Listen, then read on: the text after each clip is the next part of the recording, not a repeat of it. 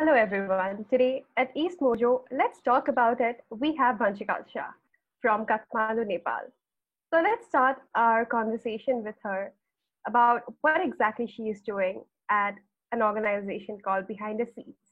So Vanchika, tell us about what exactly Behind the Scenes is and what does it do? Thanks, Ankita. Behind the Scenes is basically an NGO that was started with by me and two of my other co-hosts or founders, Vanchka Mittal and Punyashlok. And we basically aim to empower the blue collar employees or the daily wage laborers. So currently, because of the lockdown, all of these daily wage laborers have lost their jobs, right? So we started a project in Nepal called Project Kopal. And Project Kopal is not just to inculcate menstrual hygiene, but it is also to give them a certain kind of an employment. So under Project Kopal, we basically make cloth pads, and we as an NGO, do drives and we collect all these material that is required to make the cloth pads, and then we give it to these daily wage laborers so that they can make so for every pad that they make, they get some amount of money. So they can sustain themselves for towards till the lockdown period, so that they have some sort of an income, and they also get to know a lot about menstrual hygiene and things that have not been taught in school or other places. They're not even talked about it. They don't have conversations around that. So that's what we've been doing with Behind the Scenes as of now. That's actually some brilliant work. So tell me about what exactly period poverty is. I recently got to know about this phrase. I don't know. I was pretty curious about exactly this phrase means. So period poverty is just inaccessibility of menstrual products, right? Which means it's mostly because maybe they're not available or they're so highly priced that you cannot afford it. And I know whenever I talk about this topic to other people, they just think that it's so far-fetched. It's not so talked about, and nobody really thinks it's a serious issue. They think that pads is something so basic that everybody has, and everybody somehow manages their period cycles, but it's really not the case. Along with some other NGOs called Kamakhya and Katha, we were trying to we were expanding Project Kopal, and we were talking to other villages, and we're doing sessions on Zoom and stuff with them on menstruation. And recently we worked with this village. It's a tribal village in Madhya Pradesh called Kekadiya, and we were just talking to them about how they handle periods and how menstrual cycle works for them and what they understand about periods. And actually they walk about 10 kilometers to just buy the pad. It's that inaccessible to them. And despite for that, even all of there's so many people who use things like broomsticks, ashes, things, newspapers, things like this while they're on their periods, because they don't they feel like it's perfectly okay to use things like that. And it's not safe, it's unhygienic, and it's not safe for their body. And the point is that bleeding safe should not be a privilege.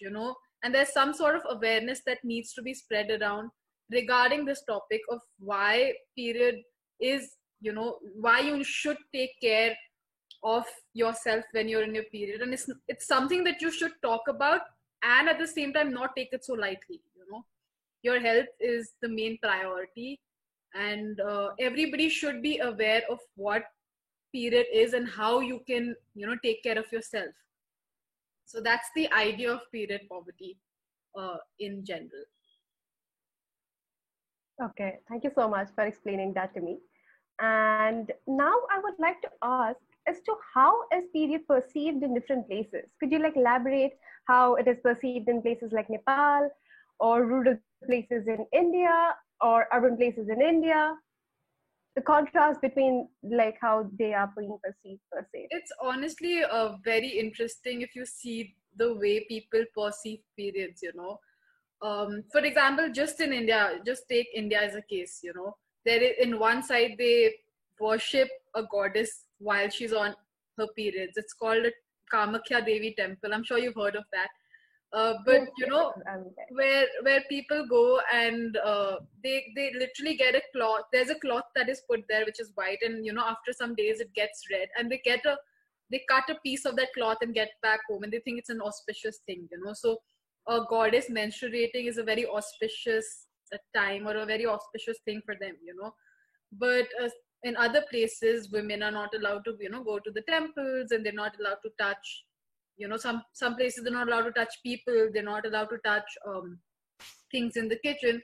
So things like this, you know, there's this, you could call it hypocrisy, you can call it whatever, you know. There's just some sort of a distinction between what they think period is and how they perceive it differently. So for example, even in Nepal, you know, especially in the western and the midwestern region, there is this tradition which they call as the Chaupadi Pratha. And basically Chaupadi Pratha was banned in 2005, but it, you know, it takes time for culture to, you know, imbibe the law, but it's still prevalent in these areas, and it's a very secretively prevalent tradition. But basically what it entails is that women, when they're menstruating, they're not allowed to stay in the house, so they live in some other hut that they've made themselves, you know. And that hut is as small as a closet, like a half a size of a closet, so you can just barely go inside and fit in, you know. And it's dingy, it's dark, and it's cold, and that's how, and it's made by the women, you know, so it's not so stable as well. They're not allowed to touch men, they're not allowed to touch water, you know, water, communal water sources. They're not allowed to touch crops that bear fruit, or you know, those cash crops kind of things. They're not allowed to touch any of those because it's considered impure, you know. It's you know, and if you hear the stories around it, it's even more interesting because there's such stories that kind of guilt trip women, you know, to sort of follow that kind of a tradition. So I was recently reading an article. In fact, I wrote an article on this as well. So I'll share that with you. But you know, I was reading things up online, and it said that there was this girl, and she was a daughter of, you know, somebody, and she touched the father accidentally while she was menstruating, and the father said that he got blind for 3 days, you know. And there are things like, if, you know, menstruating woman touches you, she will you know, there'll be a tiger that visits your house, or you know, things like this, you know, which really make no logical sense. But it's just a sort of a thing that guilt trips women to follow this tradition, where it's like, if you don't do it, your family needs to, you know, face the repercussions. So that's the idea behind these kind of traditions, and how it's been, you know, prevalent till today. It's, you know, law can do nothing, you know, as long as there is some sort of, you know, that you go and educate them or teach them about why this is wrong, what is wrong with it. There's so many women who lose their lives while they're in these top parties because of the cold or snake bites and things like that, or they've been assaulted, you know. So I think that's the thing about periods and how it's perceived in, you know, in general. That's very unfortunate actually. I mean, how the stigmas are still prevalent. From my very own experience, I remember when I got my first periods, I had to undergo a week-long fast for some ungodly reason and not see any men and live somewhere else, like not somewhere else, inside the house, but not like mingle with others. It's like weird traditions that I had to follow. So I want to ask as to how do you make sense of these stereotypes, which are very much attached to the dogma of having periods and women's body and so on. Right. And you know, I honestly don't think so. These stereotypes just came out from nowhere, you know. Yes, they did have logical reasonings behind them. And it is true that there was scientific, you know, reasons to why they said so. You know, but I again feel like that's not relevant anymore. You know, all these stereotypes did make sense at a point of time, but they're not relevant anymore. So, for example, if you take, let's say, women going to, you know, the kitchen, let's say, okay. So initially that was there, first of all, because you're not supposed to squat or pick something heavy when you're menstruating, It's not just good for your menstrual cycle, it's not good for your body parts. And that's why there was, and that time, the kitchen, you don't have slabs in the kitchen, right? They were all either on the floor or, on a surface where you have to sit and cook, right? So you have to squat and cook all the time, and that was very unhealthy. Your flow increases. That's the point, So that's why they said don't go to the kitchen. You have to pick heavy utensils, the kadhai and all of that, which was very heavy and was on the floor. So you have to pick it up again and again. That was not healthy. So they said don't go to the kitchen. Women, gender roles assigned women to, cook in the kitchens and go in the kitchen and cook for everybody every day, and they got no break, so those 3 days while they were menstruating was also like a holiday for them. And that's why they said don't go to the kitchen. So there were these kind of logics behind it, which makes sense, but now not all of them are relevant. Even, as I said, we were teaching these people and they said that they go to the farm and they need to do a lot of physical work. And I personally feel that it's okay if you want to follow these stereotypes, or if it's okay if you feel like there's a need of following that tradition. The only point is, why are you following it? It should not be taught in a sense that you should follow it because it's a tradition, but it should be taught in a sense, or told in a sense, that you should be following this because it's necessary for your body. So as I said, these women used to go to the farms and do physical labor. And the reason we say don't do physical labor while you're menstruating is just because, just think of it as if you're running. If you're running, your face becomes red, you have more bodily circulation, right? That's physical work. So similarly, if you're doing something in a lot of intensity physically, then you bleed more because there's more blood circulation. So that's why they said don't do physical work. Now, you and I and other people, all of us have something to do while we're menstruating as physical work, right?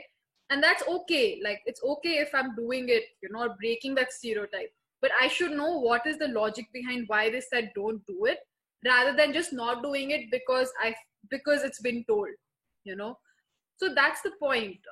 Everything around periods, everything around menstruation, there is a logic behind it. It's just the way it's taught is wrong, or the way it's been passed on is wrong. And I understand that time they didn't feel, everybody was not educated enough to understand all the logics, but now they are, at a certain degree. Now we're a little more advanced than before, and we should just be taught in a sense that it makes more sense, rather than it's passed over generations and generations without making any sense, just as a stereotype.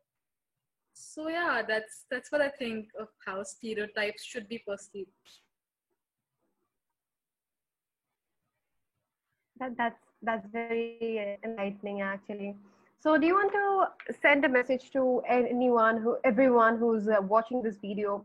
How can we, who are privileged enough, take any form of step that can help people who are not being able to afford, who are not fortunate enough to afford, and get out of something called period poverty that you just talked about?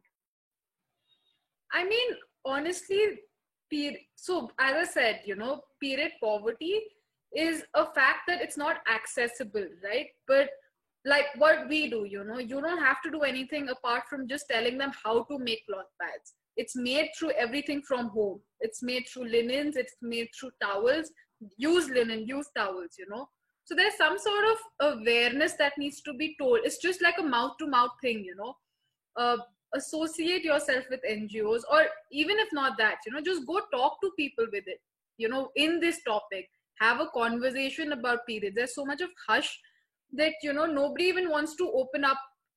For example, your house helps, they come in and they do so many wrong things. They have been domestically abused. They have been, some people have child labor working for them. Some people have, these kind of things.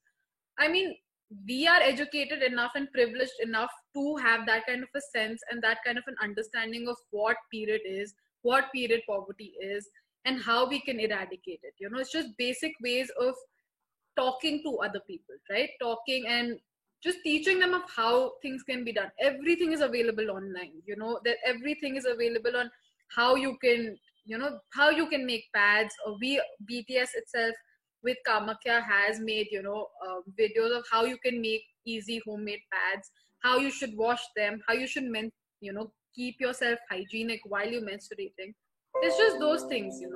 Just talk to people around you, educate people around you, and that's the only way, you can advance. So yeah, I think that's what everybody should look at. Everybody should have that sense of responsibility, that you are responsible for people who are underprivileged, and give them that opportunity and teach them about things like this. Yeah. Thank you so much. It was really enlightening, and thank you so much for your time, Vanchika. Thank you so I much. hope I wish you luck for your future endeavors. Thank you so much for this interview. Thank you so much, Ankita.